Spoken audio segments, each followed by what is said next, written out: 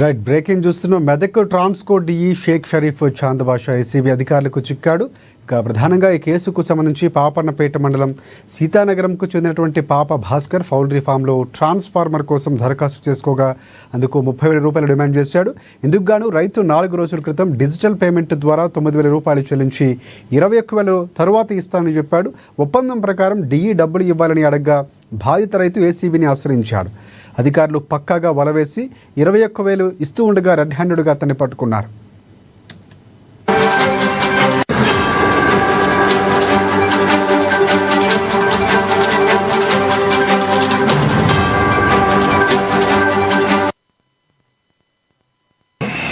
అని చెప్పి చెప్పాను అనమాట.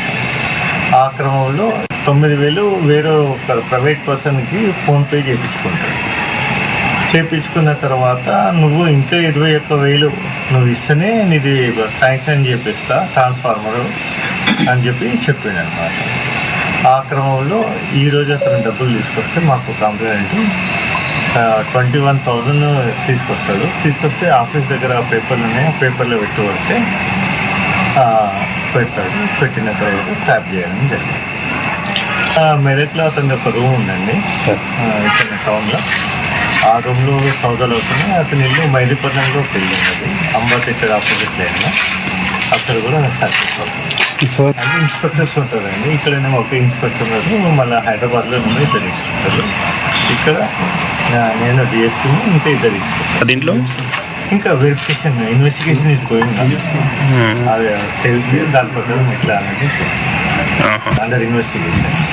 We come to know whether he has accepted or not, whether the bribe amount is accepted or not another yet to be revealed. That is the official amount. Official amount. Official amount he has to pay or the government has to pay. The demand bribe కాదు 100% 35. బతుకమ్మనుకుంటే అప్పు 18 లక్షలు అప్పు తీసుకొచ్చాం sir. బ్యాంకులో అప్పు తీసుకుని బయట తీసుకొచ్చి సింగిల్ బుడ్డి కావాలని మేము కరెంట్ గురించి వస్తే ఏ నుంచి లెక్క పెడితే ఇక్కడ వరకు డిమాండ్ మొత్తం. ఈయన డి ఏమనాలి ఏ పైసలు 50,000 ఇస్తే డి 50,000 ఇస్తే ఆయన తగ్గిస్తాడని డి ఏ చెప్పాలి. ఈయన ఏమనాలి 50,000 ఇస్తే అమౌంట్ తగ్గిస్తాను ఈయన చెప్పాలి. తర్వాత 1,10,000కి అంతా పూర్తి చేస్తామని చెప్పారు. ఇప్పుడు 2,20,000 వేసేసి సార్. మేము ఏం కావాలి సార్ రైతులు? ఇది సార్ పరిస్థితి. దూరం దగ్గర ఇప్పుడు ఏం కావాలి సార్? మేము అప్పు తెచ్చుకుందాం సార్. కిస్తీ కట్టినాం, కిస్తీ కట్టేసాం ఒకటి, అయినా సింగిల్ బుడ్ ఇవ్వలేదు సార్. దీని గురించి చాలా ఇబ్బంది పెట్టలేదు సార్, మామూలు ఇబ్బంది పెట్టలేదు.